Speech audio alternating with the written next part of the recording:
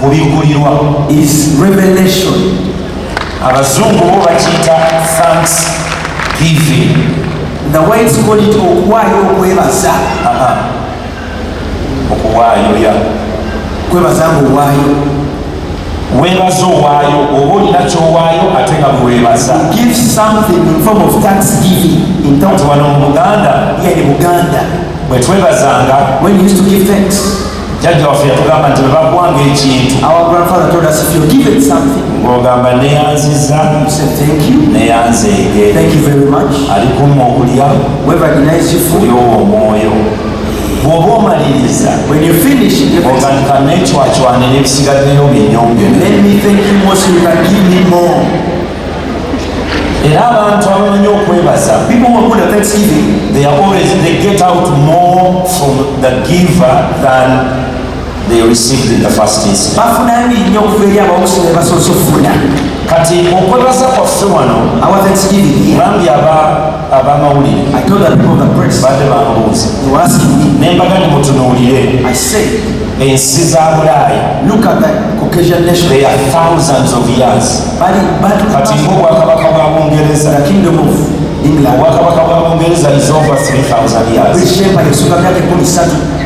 America USA is only 300 years. eri myaka 3 gyokka.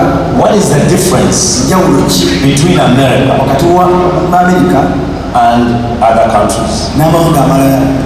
Mu America teriyo holy city they don't have a holy city in the US. nga Jeddah, nga Mecca, They don't have nga Jerusalem, they don't have a holy place or holy nga city Iran. like Iran.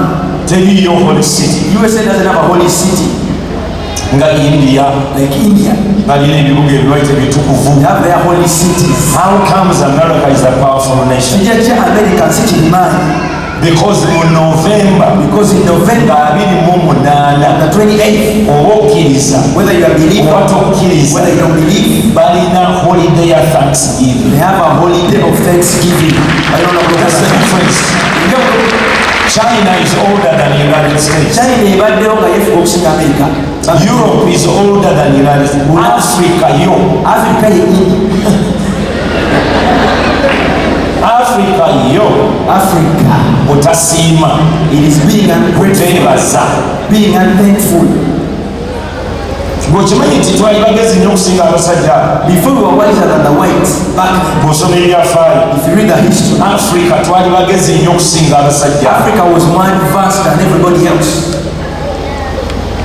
Bw'osoma ebyafaayo, If you read through history, Africa lumu yalima emmere one time Africa grew food n'etaasa ensi yonna okufa and saved the whole world from a famine. mu biseera bya Joseph. The times of Joseph. That is 7,000 BC nga Yesu tannaba kujja. Emyaka 7 nga Yesu tannabazaalibwa kujja.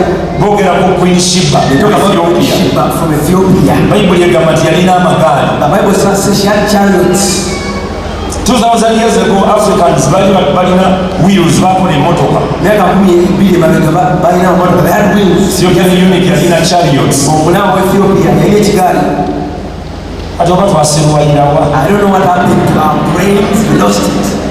Oba twaserwalirawa. Tolina kyoliza kati kulaba nti twali tubaddeko abantu. There's nothing that shows that we are ever advanced. Pyramids eza Egypt. When you look at the pyramids in Egypt, Angles ze baazizimbiramu. the angles of construction. Ate Egypt erina ridge y'emu gye bayita eya Rift Valley. Egypt has the same region of Rift Valley eviira ddala Italy.